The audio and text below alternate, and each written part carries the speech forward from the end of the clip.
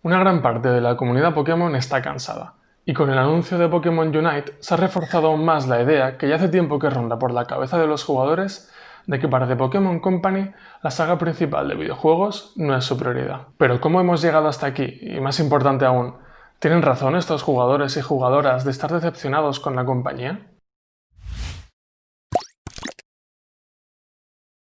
Hay en el ambiente una sensación de pesimismo, y seguramente se debe a las altas expectativas que se ha creado la comunidad, en la que yo mismo me incluyo, alrededor de los nuevos lanzamientos y lo decepcionados que están con los anteriores títulos. Y aquí hay que matizar, porque cuando hablo de la comunidad Pokémon, me refiero a esos jugadores que llevan tiempo siguiendo los juegos de la saga principal, ya sea por el competitivo, porque les gusta completar la Pokédex o simplemente disfrutan de las nuevas entregas de la saga. Pero no es la única comunidad que existe. Hace unos años, Pokémon lanzó Pokémon Go, un juego que revolucionó la compañía y que marcó un antes y un después para The Pokémon Company. Solo hace falta ver los gráficos de los ingresos del antes y el después del lanzamiento. Y alrededor de Pokémon Go se ha formado otra gran comunidad de jugadores, que también existe igual que la más tradicional.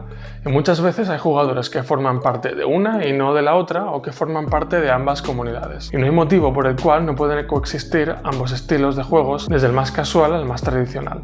Ambos son igual de válidos, pero hay una diferencia, y es que The Pokémon Company ha visto que en proporción a tiempo y dinero invertido es muchísimo más rentable un Pokémon Go, que en el primer año solo tenía los Pokémon de la primera generación, estaba lleno de bugs, tenía unas mecánicas bastante simples comparadas con las actuales, y que hizo que The Pokémon Company obtuviera su año fiscal más rentable de la historia.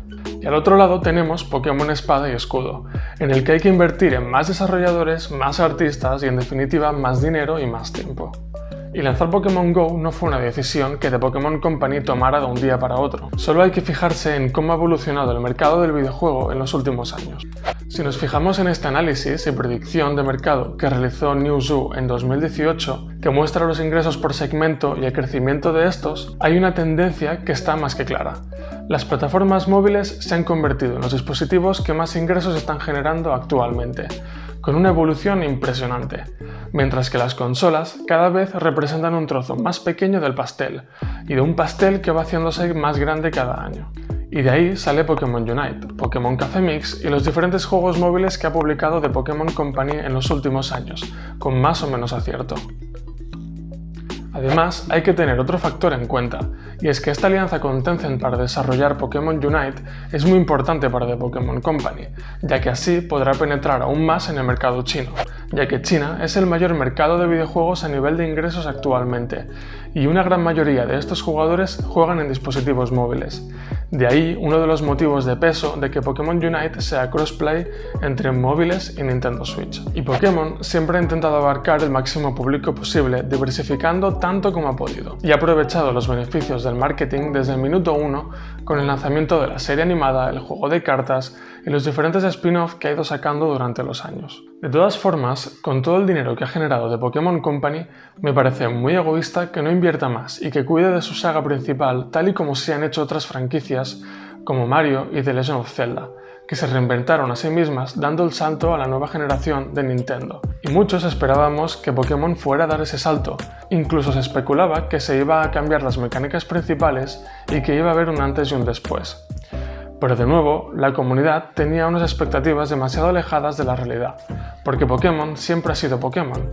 Las mecánicas principales del juego continúan ahí, con más o menos reajustes después de más de 20 años. Y de nuevo, The Pokémon Company no es Nintendo, y The Pokémon Company no es Game Freak. Volviendo al ejemplo de Mario y Zelda, ninguna de las dos son compañías independientes de Nintendo. Ambas franquicias pertenecen y representan a Nintendo, y se suelen regir por la misma filosofía que Nintendo a nivel de pulido, perfección e incluso innovación.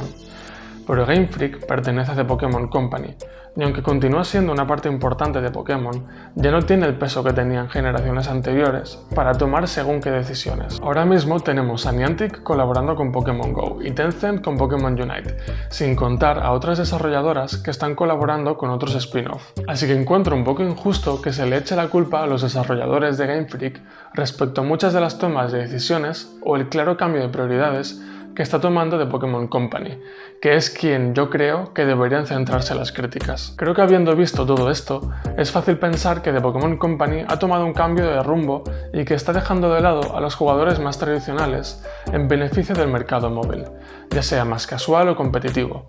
Y creo que es profundamente injusto que estén descuidando tanto la saga principal, que al final es la que les ha hecho crecer realmente y donde se encuentra la base de jugadores más fieles de la franquicia. ¿No sería justo recompensar a los fans que llevan tantos años apoyándote con todo el dineral que has ganado? Y por otro lado, también creo que los jugadores se han puesto unas expectativas demasiado altas respecto a lo que Game Freak puede llevar a cabo, sin el soporte que merece de The Pokémon Company. Al final, la saga principal, como he dicho antes, nunca ha sido un referente en innovación de mecánicas, y dos de mis juegos favoritos de Pokémon, como Colosseum y Mundo Misterioso, Exploradores del Cielo, que si no los habéis jugado, no sé qué estáis haciendo aún, ni siquiera fueron desarrollados por Game Freak entonces.